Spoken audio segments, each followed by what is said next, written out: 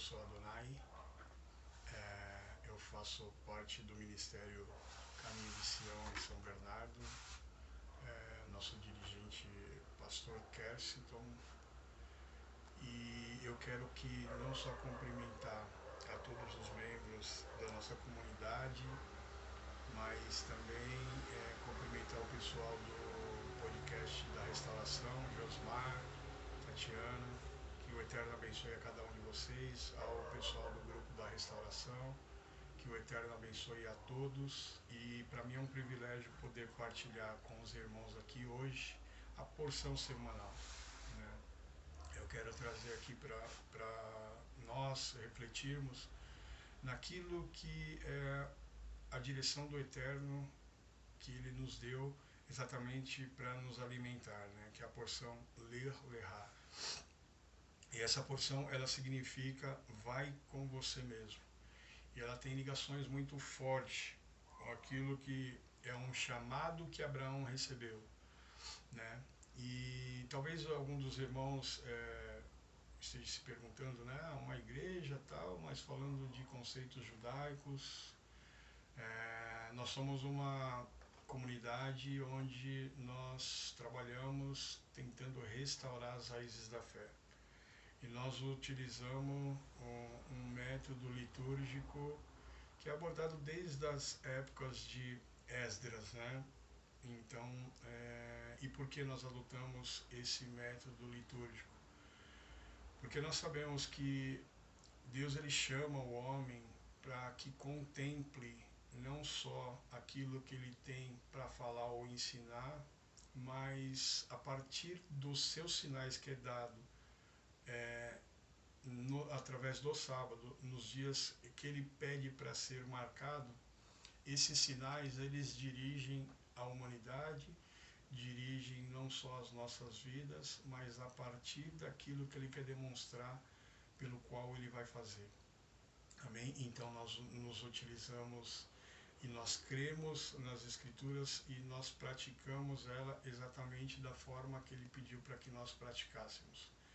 E falando sobre isso, queridos, eu queria falar que a porção Ler Lerá, ela aborda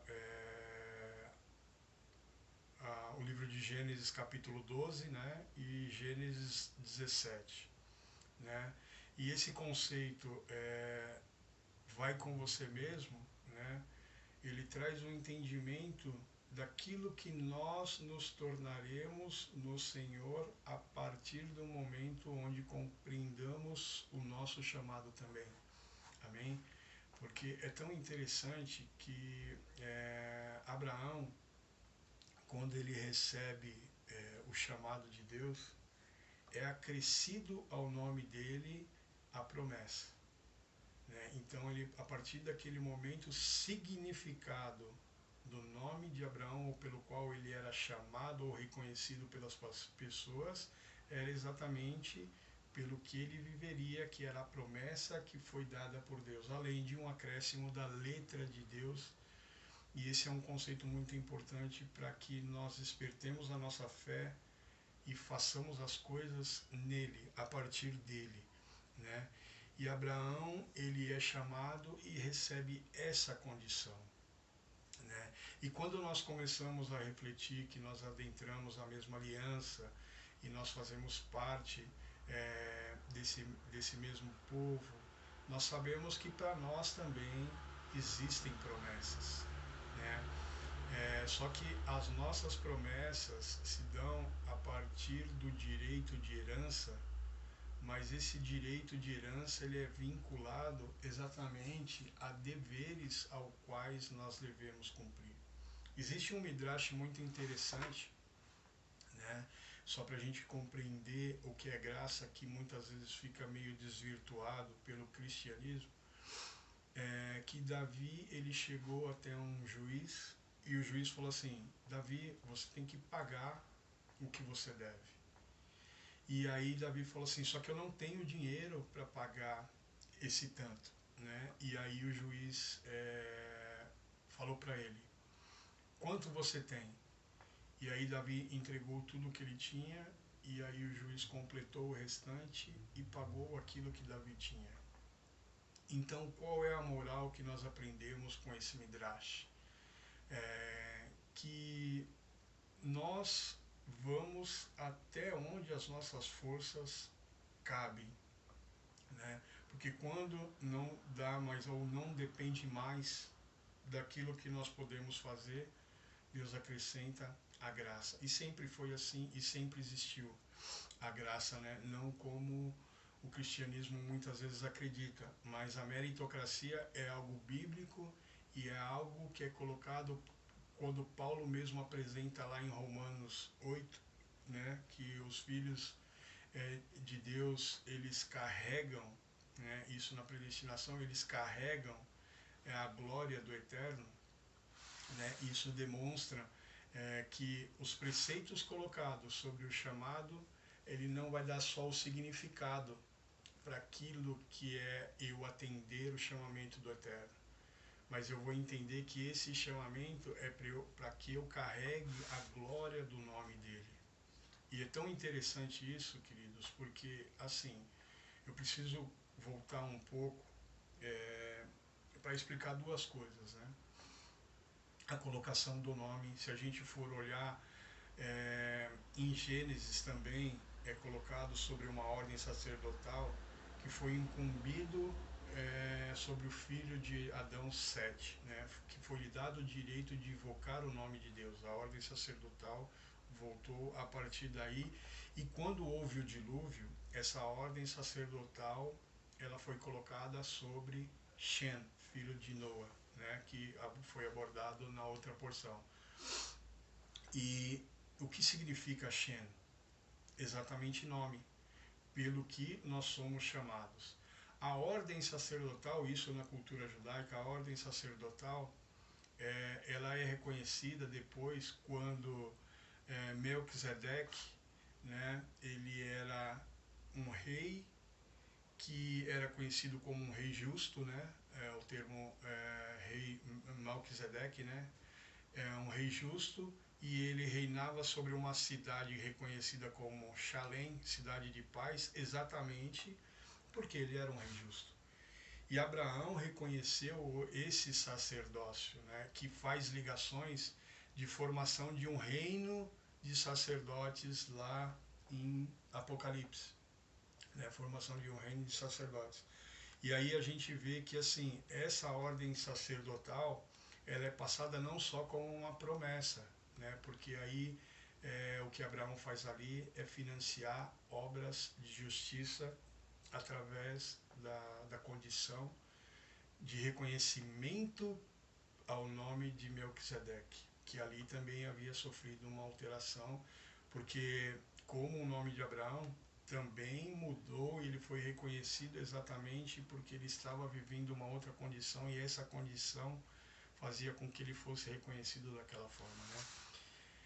E aí, quando a gente entende esses preceitos, a gente começa a colocar agora o que isso tem a ver com os nossos chamados, o meu, o seu chamado. A gente percebe que o nosso chamado, ele vai dar um sentido à nossa vida. Um sentido não só da nossa comunhão com o Eterno, mas um significado pelo qual eu entenda o porquê foi me dado o direito de vida, né? E isso é tão profundo que quando a gente começa a discorrer nos pensamentos, principalmente para entender aquilo que vai ser acrescentado, é aquilo que muitas vezes o nosso dom vai ser desperto, né, ou despertado a partir de um certo momento. Quando você começar a colocar isso, tem a ver com aquilo que é o seu contexto de vida, né? Porque muitas pessoas almejam chegar em alguns lugares e elas não entendem que não tem a ver só com um ministério de um trabalho dentro de um sistema religioso, né? Porque isso é o que você é no dia a dia, mas isso tem a ver com o que você vai exercer com o seu dom, como um bom médico, um bom engenheiro, porque o mundo hoje é organizado, globalizado, porque se fosse só para atender essas necessidades que são tratadas como religiosas e não como uma parte da vida em si, nós não teríamos nos desenvolvido como sociedade mesmo, né? Porque o mundo ele é organizado hoje da forma que é, exatamente porque as pessoas despertaram o seu dom, mas eu preciso entender que o meu dom ele precisa ter ligações com o eterno para mim me atentar que o chamado não é só para mim me aproximar dele. É porque quem chama, chama com intuito para que você se aproxime. Mas porque essa aproximação começa a trazer santificação para as obras que eu faço. E não só santificação, a justificação por aquilo que é a promessa que foi colocada sobre a minha vida, porque herança ela tem a ver com direitos que eu adquiro, mas com deveres que eu devo cumprir, né? E aí a gente vê que nós devemos sim buscar o dom em Deus, porque Ele vai acrescentar, e Ele vai acrescentar porque nós entendemos que essa é a forma de nós podermos devolver ao nome dEle a honra, a glória, o louvor. Isso é carregar o peso da glória do Eterno, né? Isso é tão bonito, né, quando a gente desperta o chamado, que aí a gente vê que é o sentido da nossa vida, né, o exercício da minha fé nele, para que eu dê certo naquilo que eu vou buscar para despertar, eu vou fazer porque eu quero devolver ao nome dele, eu quero ser um bom médico porque isso vai fazer com que eu possa devolver a honra, a glória ao nome dele, eu quero ser um ótimo engenheiro. E aí a gente vê que o sistema muitas vezes ele não compreendeu aquilo que é o chamado. E muitas vezes as pessoas também, dentro do sistema religioso, têm deturbado aquilo que é o chamado e têm vivido o chamado de uma forma que é muito perigosa. E eu queria atentar também a um outro texto que está lá em Gênesis 11, né?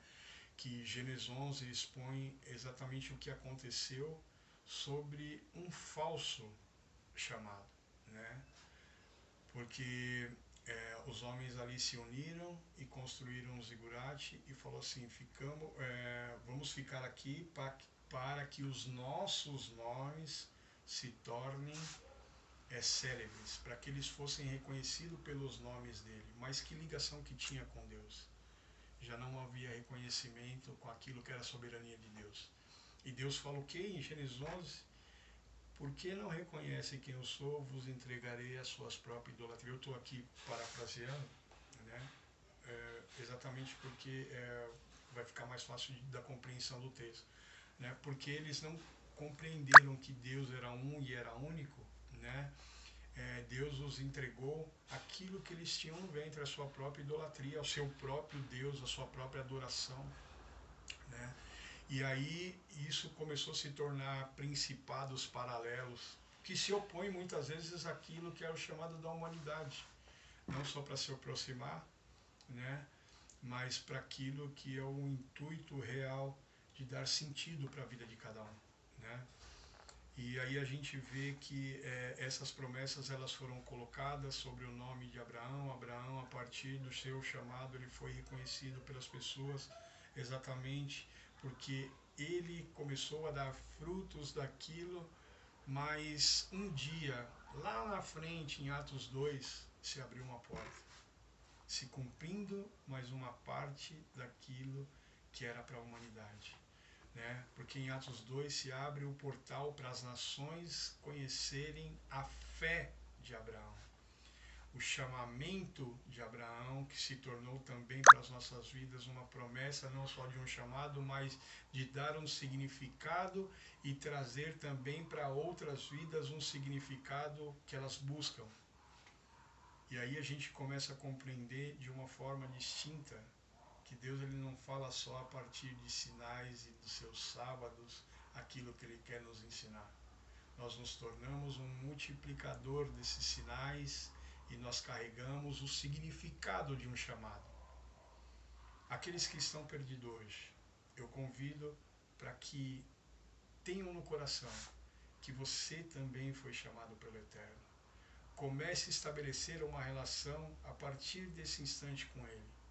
que você vai entender que há promessas para a sua vida, há herança que você vai poder reivindicar, mas há deveres, e esses deveres são ligados exatamente ao propósito que Deus colocou em cada um de nós, sermos imitadores do Filho dele, para que nós manifestássemos exatamente poder, termos o caráter que a Torá nos coloca, mas sermos imitadores de Cristo porque teremos intrinsecamente na mente e no coração aquilo que é andar com os preceitos do Eterno. E eu sei que na próxima porção, outra pessoa que for entregar algo diferente para você, você já vai entender que o significado vai ser uma expansão plena na proposição de te levar não só para viver uma promessa, mas viver exatamente aquilo que talvez você tanto almeje, que é um projeto de vida que você tenha, mas que você simplesmente havia se esquecido de colocar nele esse projeto, de começar a partir da instrução dele a vivenciar esse projeto, para que você possa devolver para ele a honra, a glória e o louvor, porque só cabe a ele tudo isso.